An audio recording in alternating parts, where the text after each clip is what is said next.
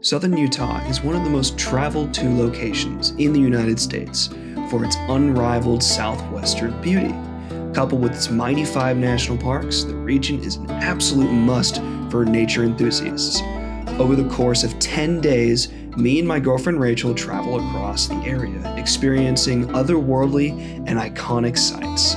Follow us on our first 2 days in the Moab area with Arches and Canyonlands National Parks. Hope you enjoy.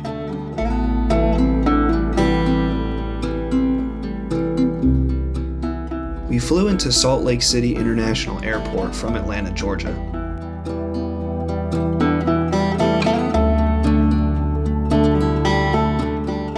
This nice airport had just finished phase 1 of their renovations in 2020. Yeah. What time is it, Gabe? 1. So put your camera away so we can go. Okay.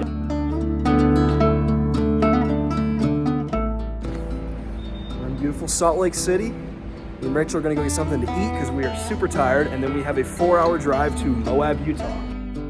And with that, we were on our way.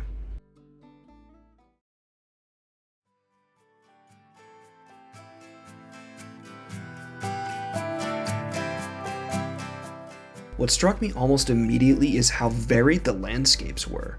Every few minutes of the drive, we would get new, amazing views. Already we were met with booming excitement as the snow-capped mountains slowly turned into red canyons. We really had no idea what was coming next.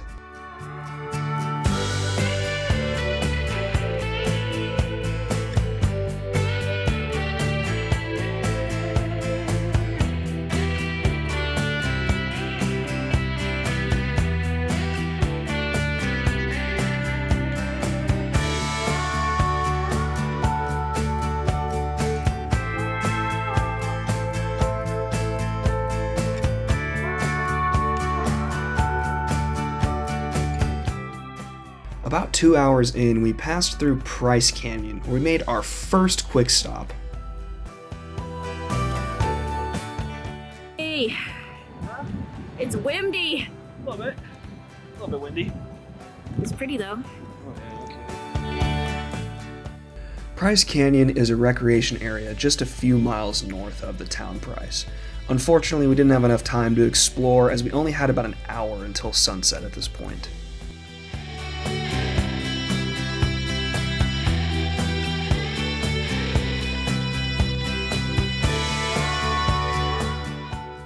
With about 100 miles left in the drive, we pulled over at a small rest stop to watch the sunset.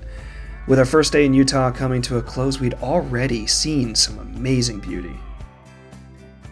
Here are some of my photos from said sunset.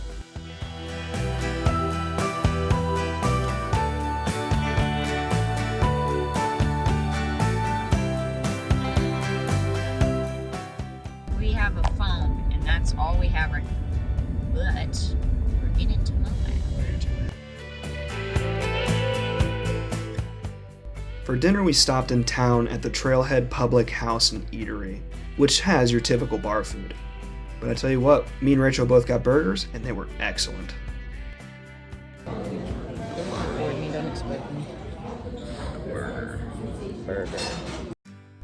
After that, we finally arrived at the hotel we will be staying in for the next 4 nights. The Hoodoo Moab Curio Collection by Hilton. Kind of a long name, but pretty affordable prices at the time we went.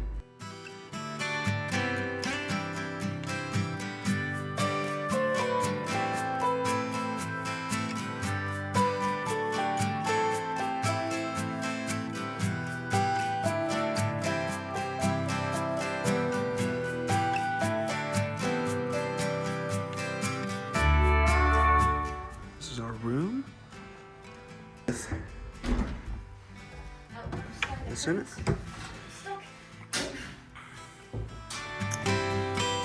Very nice shower. Alright, well we got to Moab. We are now getting ready to go to sleep. And tomorrow, we're going to be getting up about 6 a.m. to go to Arches National Park. See you then. Hello. Good morning. It is currently... like 7. It's about 7. It's 6:58.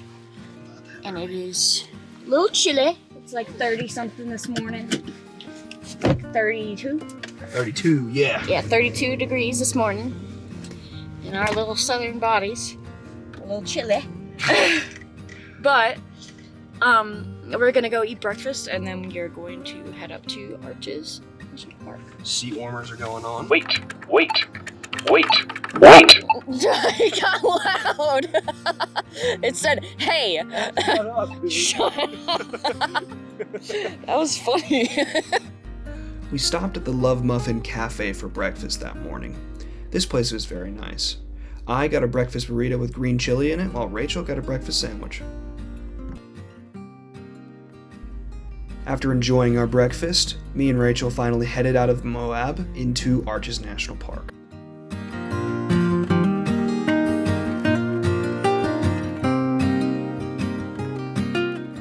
Here is the visitor center for Arches. It's currently closed. We are an hour early. Funny. While wildlife sightings in Arches is rare because of how many people visit this park each year, there were a couple of options that we could have found. Wild ravens, mule deer, lizards, and snakes. Honestly, after our day in Arches, it seemed like the ravens found us instead of us finding them. We visited Arches in December, and it was awesome to be able to have the park basically to ourselves. Arches gets around 2 million visitors a year. It is usually a very crowded park in the summer. This fact made the park extremely quiet. It really was something special. After enjoying the silence, we headed on to Balanced Rock.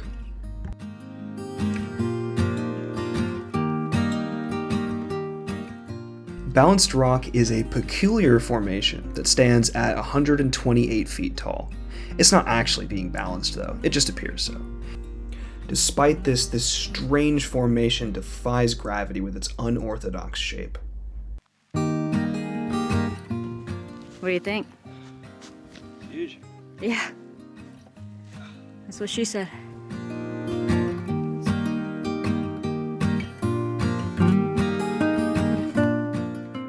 Back in 1976, Balanced Rock's smaller sibling, Chip Off the Old Rock, actually collapsed. This goes to show that one day Balanced Rock too might also fall. After leaving Balanced Rock, we headed further into the park to the windows section.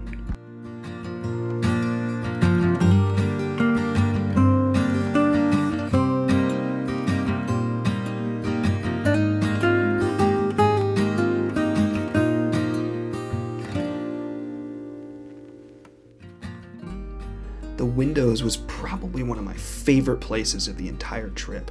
It really was hard to capture just how big this was when you're standing under it. Here's some of my favorite photos from the windows.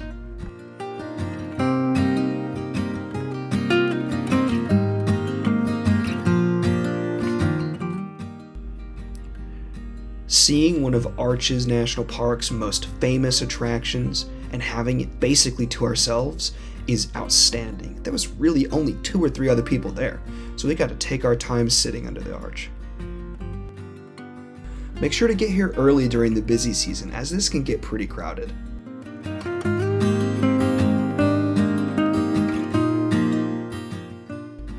Behind the windows, we actually found a very nice trail that loops back to the parking lot.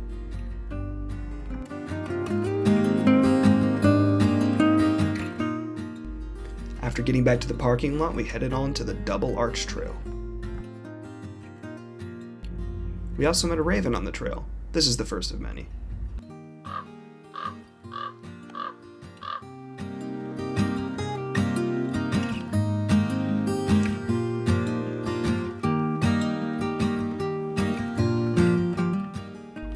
The trail to Double Arch is only a half-mile round trip, and these arches are definitely worth it. Double Arch is the tallest standing arch in the park, rising 112 feet from the base. It is also the second longest arch at 142 feet long. Here are some of my photos of the arch.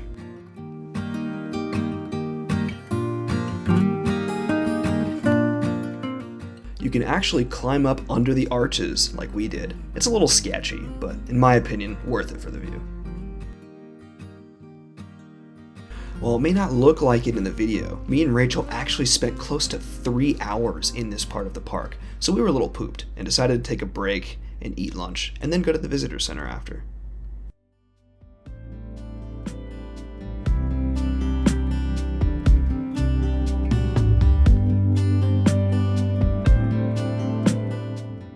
The visitor center is located right at the front entrance of the park. It has a large gift shop and some of the most helpful rangers we encountered on our entire trip.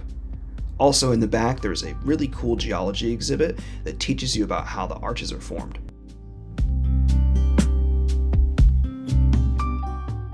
The National Park Service says that arches are formed by snowmelt condensation seeping into the rock, freezing, then expanding. Over millions of years, this slowly erodes the weaker sandstone, creating arches as we see them today.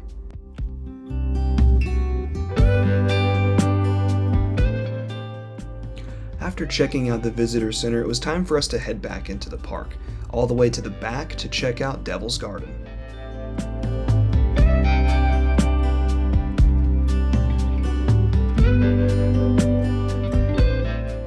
On the way to Devil's Garden, we stopped at Salt Valley Overlook. I liked this view because it felt very different from the rest of the park. You get to see the mountains all the way in the background, and what looks like on the left, needles from Canyonlands National Park.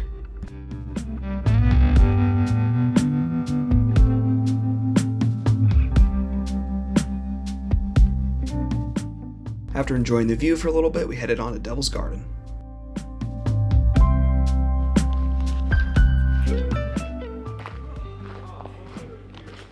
Whew. A lot less windy.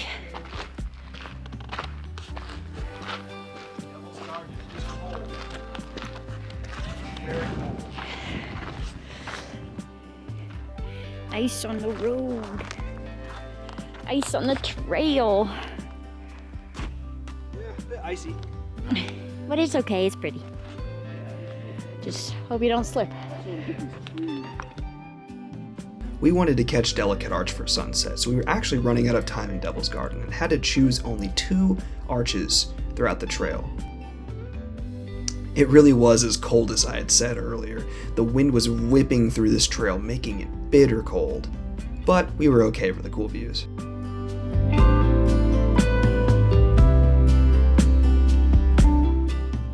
On the way back, we saw some more ravens. These guys let us get really close.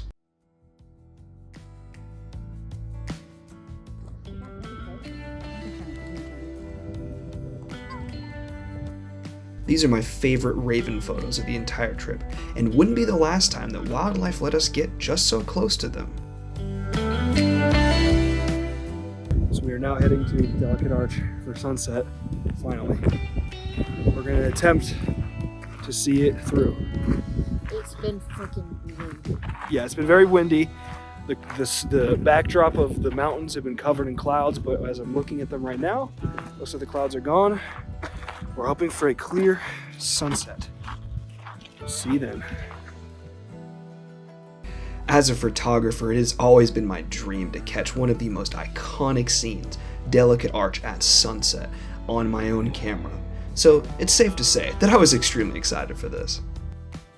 Unfortunately for us, I gravely miscalculated just how long the trail actually was. I thought it was 3 miles round trip, not 3 miles out and back. Do be aware of this when you're traveling to give yourself enough time to see this at sunset. I basically ran up the mountain to actually get that shot in time, and Rachel was not having it, so she kind of took her own pace to get up there.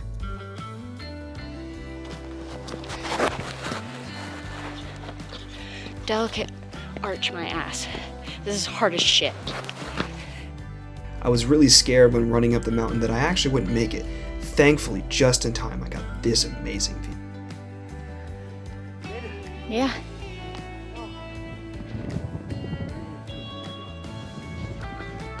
I have amazing photos. I'm sure everybody here does. Awesome. Yeah. Delicate Arch is one of the most iconic landmarks in the entire United States. It is a true wonder of nature. The formation is a 52-foot tall freestanding arch taking center stage with the backdrop of the mountains behind it. This was an unforgettable experience, and I was so happy to be there at the right moment to get these photos.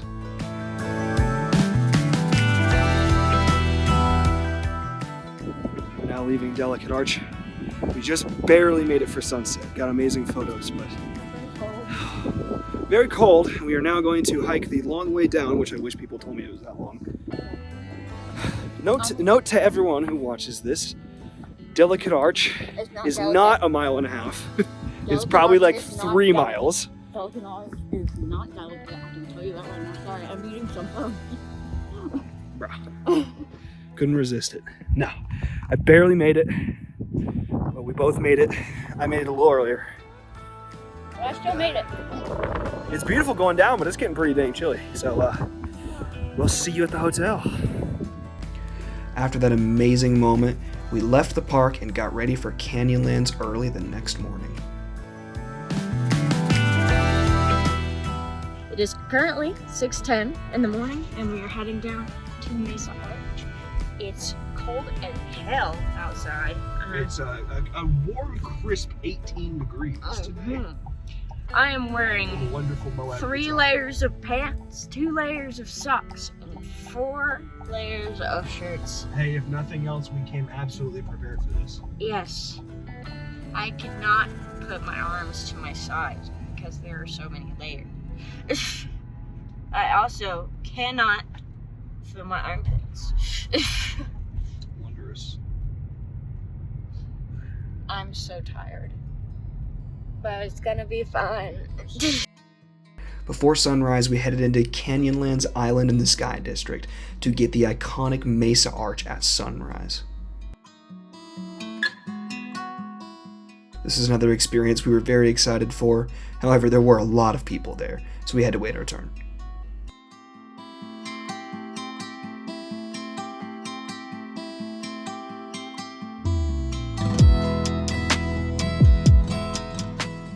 At the edge of a massive cliff overlooking Canyonlands National Park, Mesa Arch creates another iconic American Southwest view.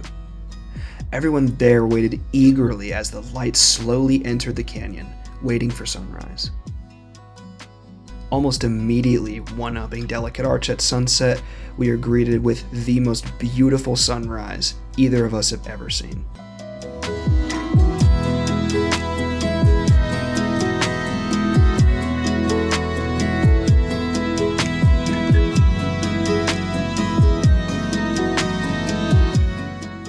Out of every photo that I have taken on this entire trip, these are my favorite.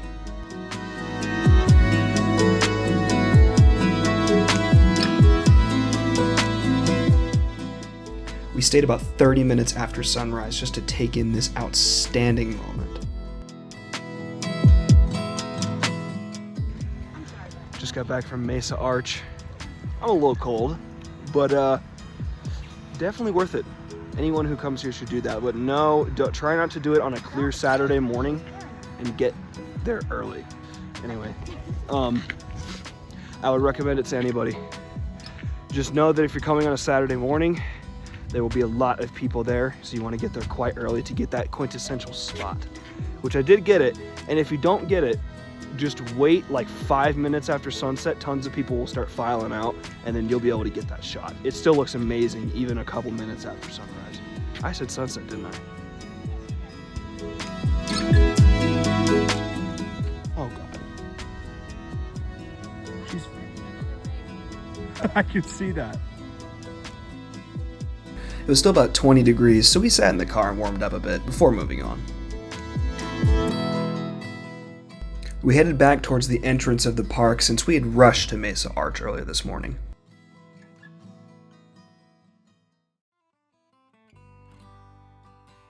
The Shaeffer Trail is an iconic backcountry road that descends 1,500 feet into the canyon and heads all the way back to Moab.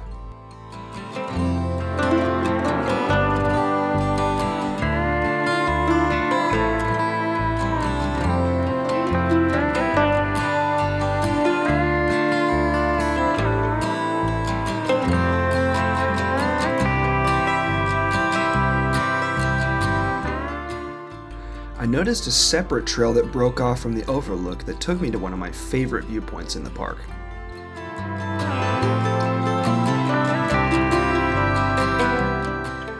Here's another one of my favorite photos.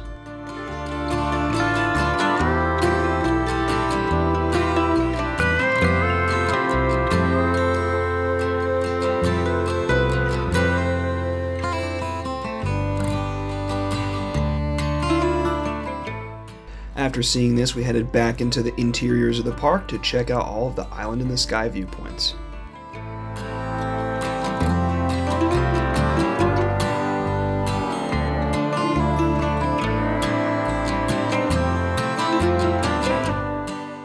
The Green River Overlook is an expansive view that looks out over the Maze District of Canyonlands.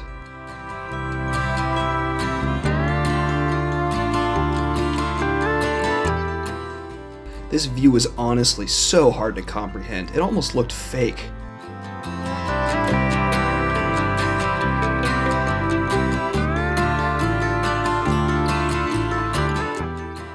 We decided to stay here for a little while and goof around a bit.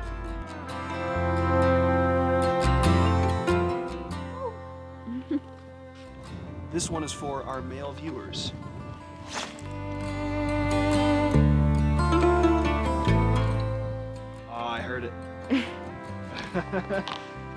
Ready, bruh? This is another one for our male audience.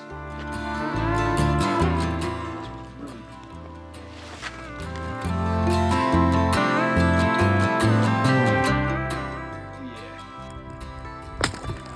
Oh,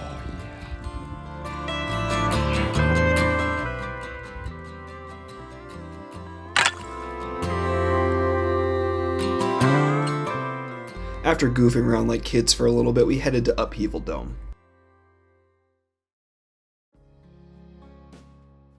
While the Island in the Sky District is not very known for its hiking trails, this was a pretty fun one. The trail to the dome is about 1.5 miles out and back.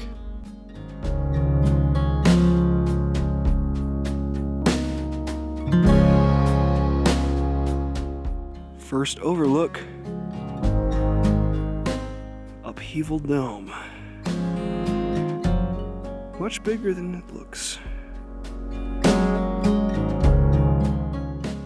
I would highly recommend taking the extra half-mile extension to the second overlook. It's way better than the first.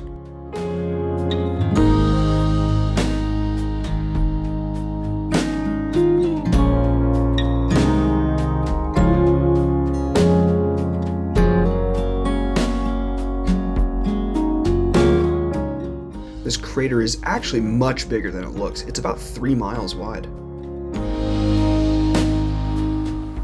Hope nobody's down there.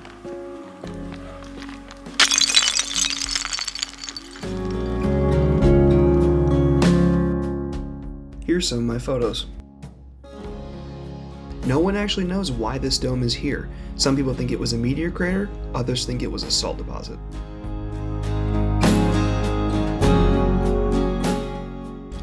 After heading back to the parking lot, we drove to our final destination of the day, which was Grand Point Overlook.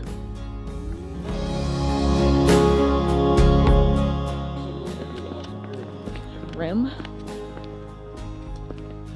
Yeah.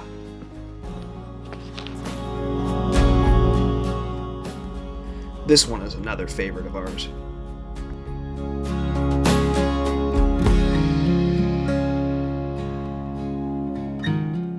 This is fucking nice. This point lies at the end of the Scenic Drive Road and the southernmost tip of the Island in the Sky District. From here you can see all the way to the Needles District, past the Maze District, which is the furthest part of the park from here.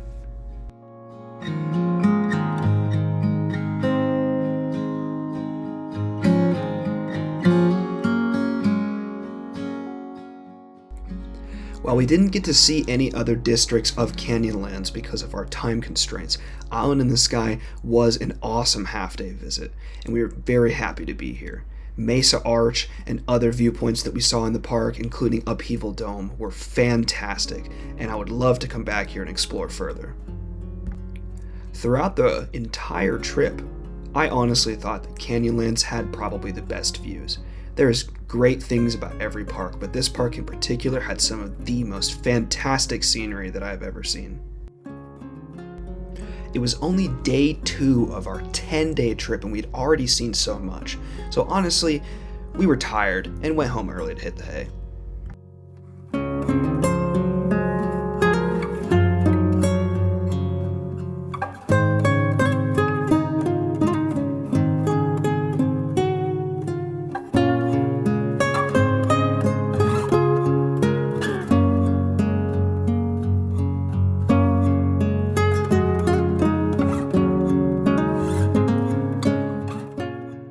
After a more relaxing afternoon, we hit up the Moab Diner for dinner.